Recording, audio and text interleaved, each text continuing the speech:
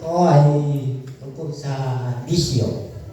Pag narinig natin sa bisyo, maraming klaseng bisyo. Mayroong sugal, may drugs, at may iba-ibang marami pag inisip natin bisyo. Ngayon, yung aking nakasanayan, binata pa ko, wala akong ili, medyo sa sugal. Talagang takot akong magsugal, lalo na sa mga palaa. Pag matalo ko ng 5 piso lang noon, matagal bago ko makalimutan. Naalala ko yung 5 piso. Dahil siyempre mahirap ang buhay, tapos matatalo ka ng 5 piso, parang mahirap natin. Tapos kung nakapag-upload ako, ganun din, hindi ako ganun nagsusugal dahil mahirap mahanapin yung pera. Ngayon, nung nakarating na ako rito, dito ang daming bisyo, lalo na sa mga makina, sa mga bahay-bahay na may pararuan. Siyempre, pag naglaro ka sa mga makina, bago kami dito, meron akong naging teacher, nagturo sa akin. Kung paano laruin yung sa mga makina, siyempre sa akin, wala namang gano'n. Turo, wala sa lahat mo yun, tinitignan ko lang, minsan sasama kami sa bar, magkakape tayo doon, tapos wala pala siyang ganong pera, wala kami social doon, sabi niya, bigyan mo ako ng 10,000, ano, matatalo tayo. Bigay. At naisip ko, natatalo, hindi naman ako naglalaro. Pero, wala pa rin sa isip ko yung paglalaro, dahil alam ko yung pera, sayang lang. Hanggang sa katagalan, sa tagal ko na lang dito, may 2 dekada na, sa pagpunta-punta ko sa bar, may yung matutunan mo. Kasi tinitignan mo lang, matutunan mo. Pero yung paglalaro kong ito, kumbaga sa maliitan, parang small, medium, large. Pero ito ay sugal pa rin. Nandun lang ako sa ibaba. Kahit natatalo, hindi ako na-stress. Hindi kami nagawin ni misis. Tsaka hindi naapit ko ng yung pamilya ko tsaka buhay. Sariling ko yun nga, maliitan, malaki ang sugal pa rin yun. Ngayon, sa alagang 20 centimos, magkakasala ka. Pag nagulog ka, kasalanan na yun. Alagang piso, magulog ka, magkakasala na yun. At saka sa isang daan o bitin, magkakasala na yun. Ganun nga, gusto kong iwasan yung laro na ito. Lalo na kung minsan, yung mga maid ko, sabi nila, yung isa kasama naglalaro. Sabi niya, ba't hindi ka na naglalaro? Naggulo. Kasi sabi ko, magulog ako, matatalo ko ng 10, naalala ko si Sister Luz. Siya nang titinda, 2 balot na yon, 10 euro, tapos gulog ko lang dito, naghihinayang ako. Naalala ko yan yung medyo naalala sa aking paglalaro. Pag nagulog ako na 10 euro, siya, isang oras, bago mga 10 euro. Naalala ko gano'n, kaya napabawasan. Ngayon, yung mga kasamaan namin, dati kung minsan, hindi na ako magbabanggit ng pangalan, yung mga kakilala namin, pinapayuhan ko sila sa laro dahil ang paglalaro nila talagang malakasan. Magdamagan o mag-apon pa yung paglalaro nila. Malinig ko sinasabi sa kanila na yung paglalaro, sabi ko, pag naglaro kayo, yung magdamag, talo na kayo.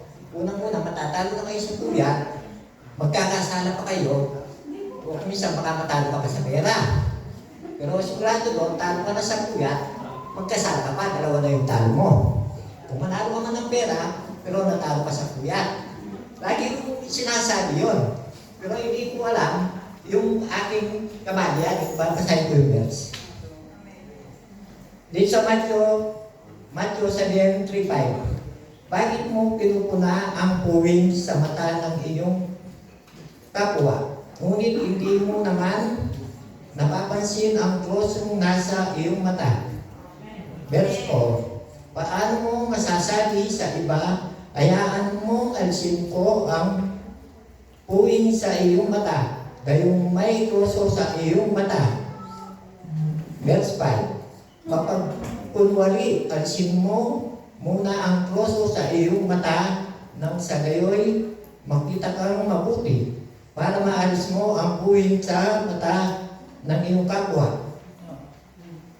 Yan ang lagi kong sinasabi. Ngayon, yung sarili ko, may bisyo ko. Kaya,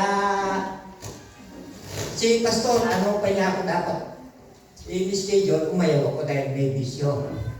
Kasi kung i-aano ko niya rito, tapos, halimbawa, itong araw na ito, kung magpapatuto, bago ako nagpunta rito, nagpunta ako dun sa bisyo. Wala kang espiritong masasabi. Yung isip mo ay blanco. Kasi may dala-dala ka na ng espiritu ni Diablo.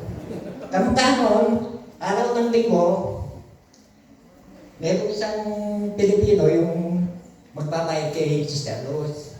Eh ngayon, siya, ang pera niya, pumapasok sa ano ng Vega Salon. Yung pera, sabi ko, ba't yung pera mo sa sugar ang pumupunta sa makina ng Vega Salon, hindi sa bangko, sa dami ng bangko. Eh kasi pag naglaro sila doon, at pagka naubusan ng dala, withdraw lang doon sa loob ng casino, doon mag-withdraw. Eh ngayon, pumasok ka doon, ito, tukso ito. Sabi niya, bigyan kita ng isang po, maglaro ka muna. Sabi ko, ito, araw na linggo. Tapos, maglaro ka doon, kunwari maglaro ka. Ay, bigyan kita ng 10 euro, kunwari maglaro ka. Pag natalo na yan, mag-withdraw ka. Para makita nila, naglaro ako. Pero yung may ano doon, yung nagbabantay, kilala niya ako dahil hindi naman niya alam na naglalaro ako ng malaki. Sabi niya, kukuha ka ng pera ganyan, di pa kita nakita naglaro ganyan na kumuha ng pera. Siguro yung isa yung tinignan niya yung ano, yung ID. Hindi mo sa akin pinalabas na ako. Yung kumisa ng tukso, ang Diablo, hindi ka niya bibigyan ng tukso maganda, puro kasamaan ang ibibigay. Ang Panginoon, may tayo sa Kanya kasi at ang ginagawa natin na hindi maganda, kinakatakutan natin sa Kanya. Pero ang Diablo din, dapat tayong matakot. Bakit? Kasi pag ang Diablo, hindi ka natakot, kakampi mo siya. Kasi kung lahat ng gagawin mo, hindi ka natatakot, kakampi mo siya. Kaya ako, nainis ko kung paano ko maito yung ganitong bisyo. Iniisip ko na kung sakaling mawala ako, mapupunta ako sa Diablo. Yan ang iniisip ko dahil dito sa lupa, nahirapan na tayo. Tapos, pag mamatay ka, sa Diablo ka rin pupunta, naalala mo yung kahirapan doon. Kaya ganyan nababawasan yung paglaro ko, may takot ako sa Diyos, ay sa demonyo. Sa Diyos may takot ako dahil yung mga pinagbabawal niya. Pero kailangan matakot din tayo sa Diablo. Kasi kung anong mangyari sa'yo, mapunta ka sa kanila, sa Kanya, lalong mahirap. Sa Panginoon, pag napunta tayo doon, puro masaya. Eh, lagi ko yan iniiwasan, mayroon ng... Pero kung gusto nyo akong natin, nasa bara ko, standby. Pero kahit na standby sa bara ko, ngayon talagang total na hindi na ako nag-ano. Kaya pumayag ako kay Pastora na umakit ka rito. Kasi kung noon, pinapakit niya ako rito, tapos yung masabi mo, parang ano lang, parang pakitang salita maganda lang, pero yung totoo, hindi naman. Kaya tinagot ko yung ano dyan. Eh ngayon, lagi akong umiiwas ka sa tukso sa gawa ng Diablo. Isang araw, pumunta ako sa bar. Pagkita ko yung makina, yung point. Makikita mo yun, point yun, pwede mong laruan yun. Ulugan mo lang ng 1 euro, makakapaglaro ka doon sa libre yung malaki. Ay ayaw ko ng laruan talaga. Dahil ayaw kong yung tuksuhan, yung Diablo lagi kang tutuksuhin. Eh, yung magkasama ko nandun sa labas, sabi nila, may punto mo laruin mo, sabi nila sa akin. Ay hindi, sabi ko, hindi ko nalalaruin. Eh, yung sa mga kasama, o sige, yung look mo ito, sabi niya, bibigyan natin ng 3 euro. Tukso na naman yun. Eh, kinuha ko, yung look ko lang, pero ito, yun po sa'yo. Yung 20 centimos, tumama ka agad ng 40 euro. Kung saan po yung tumama ka ng 40 euro? Eh, hanggang siya naubos yung libreng point 23 yata yun. Yung naipon na pera, magiging na 60. O sige, kung na yung pera, yung tumama ka, binigyan niya yung 20 sa akin. Pero yung pagtanggap ko ng 20, may, ano na yun, may espiritong sugal na yun.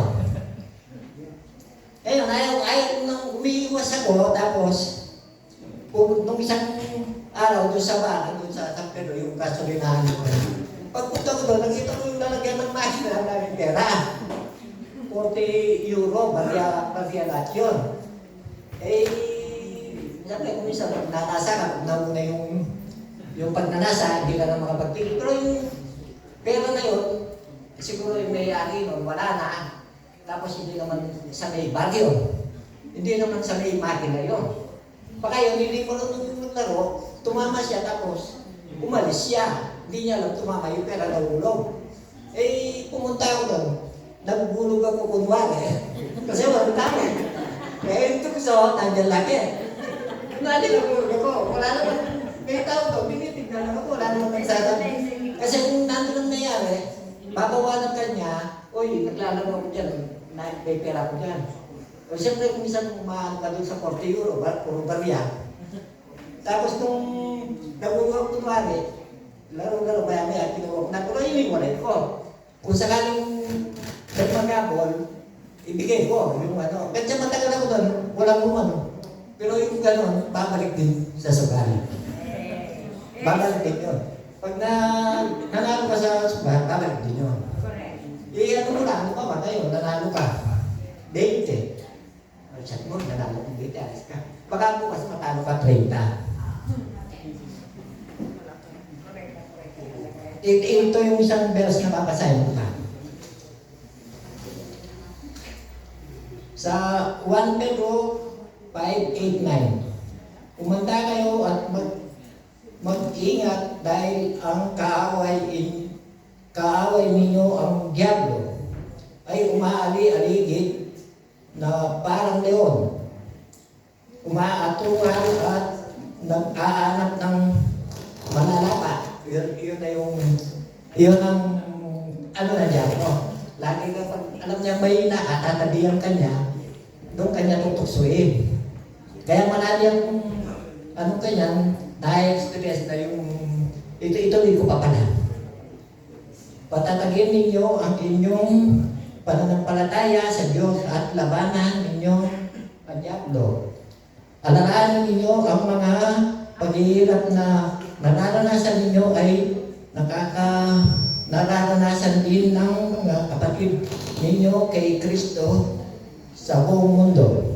Kaya yung mga sumali sa buong mundo, nandiyan na yan, na yan yung tukso. Kaya lagi natin isipan, pagka may tukso ganyan, may pangkontra naman tayo. Yung Panginoon ang ating isisipin at siya yung magliligtas sa atin. Dito ako matatapos sa verse Gawa 3:19. Kaya ngayon, magsisi na kayo at magbalik loob sa Diyos upang tatanawin niya ng inyong mga kasalanan. Amen. Amen.